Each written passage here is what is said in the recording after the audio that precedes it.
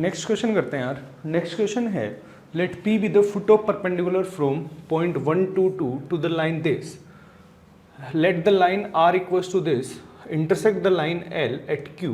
तो हमें PQ का स्क्वायर चाहिए ना। तो यहाँ पे एक तो हमें फुट ऑफ परपेंडिकुलर निकालना है इस पॉइंट से इस वाली लाइन के ऊपर। तो चलो फुट ऑफ परपेंडिकुलर निकाल लेते हैं। ये कितना पॉइंट है, ये पॉइंट मैं A बोल दूँ, ये पॉइंट है 1 2 2 और इस लाइन पे जो फुट ऑफ परपेंडिकुलर है इसको P बोला गया है। तो P यदि मैं एज्यूम करूँ तो वो इस लाइन के ऊपर होगा और इस लाइन के ऊपर कोई भी पॉइंट है उसको मैं क्या लिख सकता हूँ, lambda plus 1 minus lambda minus 1 और ये कितना आ गया 2 लैम्डा प्लस 2। सही है। अब यहाँ पे मैं कंडीशन क्या लगा दूँ लैम्डा निकालने के लिए कि जो AP जो वेक्टर है वो परपेंडिकुलर किसके होगा, L लाइन के, है ना, L लाइन के परपेंडिकुलर होगा।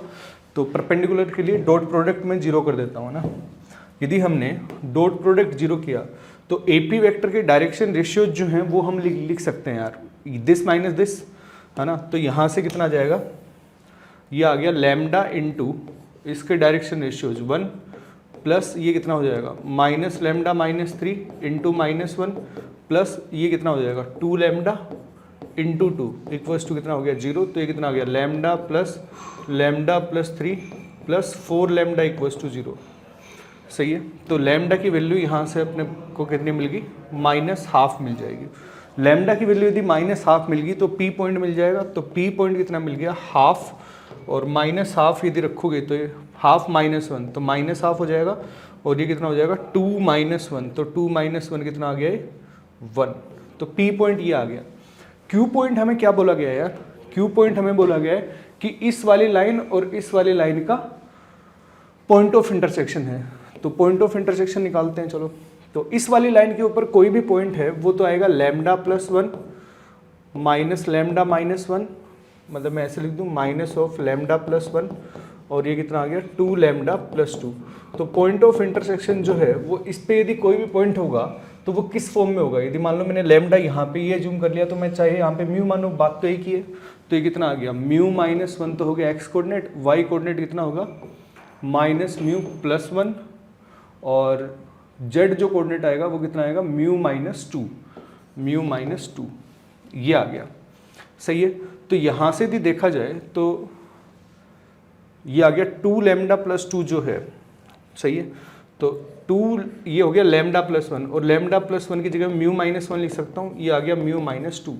तो ये आ गया 2μ-2 इक्वल्स टू μ-2। तो म्यू की वैल्यू यहाँ से कितनी मिल गई मुझे 0। तो म्यू की वैल्यू यदि 0 मिल गई तो पॉइंट ऑफ इंटरसेक्शन हमें पता लग जाएगा।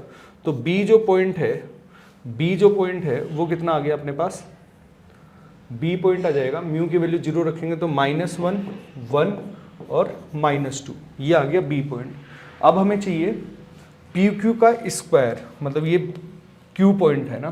तो PQ का स्क्वायर यदि कैलकुलेट करेंगे तो वो कितना आ जाएगा यार, ½ + 1 का होल स्क्वायर और ये आ जाएगा -½ -1 का होल स्क्वायर प्लस 1 + 2 का होल स्क्वायर। तो ये कितना आ गया 3/2 का होल स्क्वायर मतलब 9/4 प्लस 9/4 और प्लस ये आ गया 9।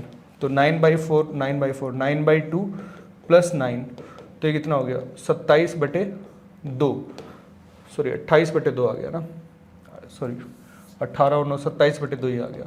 और हमें क्या चाहिए 2 टाइम्स चाहिए इसका, है ना। तो 2 टाइम्स करेंगे तो 27। तो 4th ऑप्शन जो है वो यार अपना यहाँ पे करेक्ट आंसर आ जाएगा।